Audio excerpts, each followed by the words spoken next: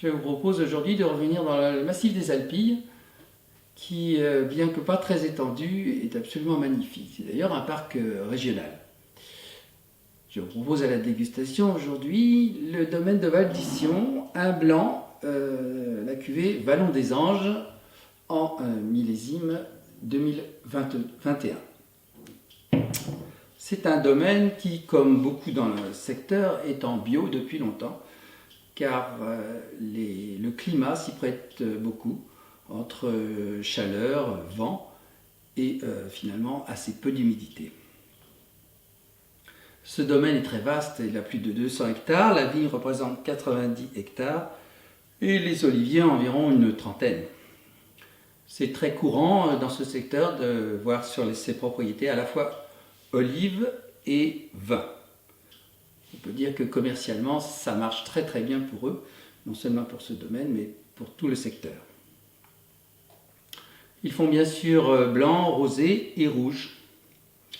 Les blancs, il y a souvent de bons rapports qualité-prix, même si, et c'est peut-être un peu un problème, beaucoup de ces vins se ressemblent et en aveugle, il faut renoncer à déceler ici et là telle ou telle propriété, en tout cas à mon niveau.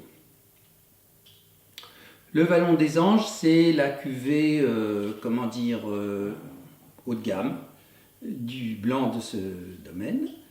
Le blanc basique, si vous voulez, est un simple IGP Alpilles, alors que celui-ci, c'est une AOP Coteaux d'Aix-en-Provence. Les cépages, c'est Vermentino, Clairette et Grenache blanc. Souvent d'ailleurs, comme j'ai dû vous l'expliquer dans d'autres vidéos, c'est certains cépages qui ne sont pas prévus dans les appellations d'origine qui obligent la propriété à commercialiser en IGP. Mais franchement, il ne faut pas accorder à ces appellations une hiérarchie de principe, tout au moins dans ce secteur-là. Il n'en reste pas moins vrai que toutes ces appellations sont beaucoup trop précises et donnent une image tout à fait fausse de typicité particulière. Les vins blancs de Provence au sens large, et certains du Languedoc d'ailleurs, sont assez interchangeables.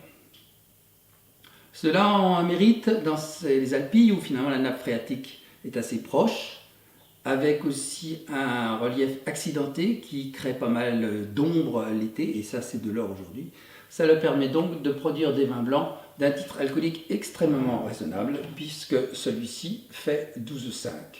Naturellement, de la mesure, il y a une certaine tolérance, et c'est vrai que des organisations de consommateurs, je ne sais plus si c'est que Choisir ou 60 millions, avaient testé, si vous voulez, le titre alcoolique final, et il y avait quand même des gens qui en prenaient un peu à leur aise. Ceci étant, à la dégustation, des vins trop alcoolisés ne trompent personne. Nous allons donc goûter ce Vallon des Anges. C'est élevé en cuve, et il précise même qu'ailleurs que les vendanges se font en général la nuit pour avoir des raisins pas trop chauds avant macération. Ils font une petite macération pré-fermentaire, technique qui a d'ailleurs eu beaucoup de succès, qui a encore du succès, notamment à Bordeaux, avec les sauvignons. Goûtons ce blanc.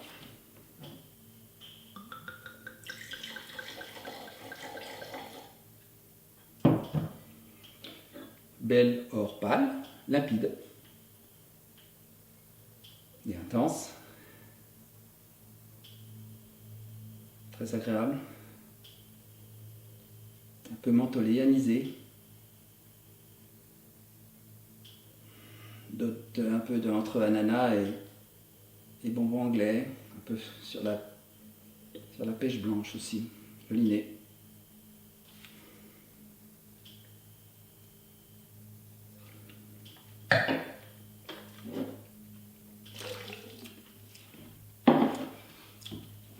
C'est un bon vin qui se tient. La bouche est une longueur tout à fait correcte. Ce vin vaut 15 €. On peut considérer que c'est relativement bien placé. Leur cuvée donc de base dont je vous ai parlé en IGP Alpilles est à 10,50 et le rapport qualité-prix est vraiment excellent. D'ailleurs, ils font absolument un carton dans l'hôtellerie-restauration du secteur. Je vous parlerai plus tard d'une propriété particulièrement intéressante, Château d'Alméran.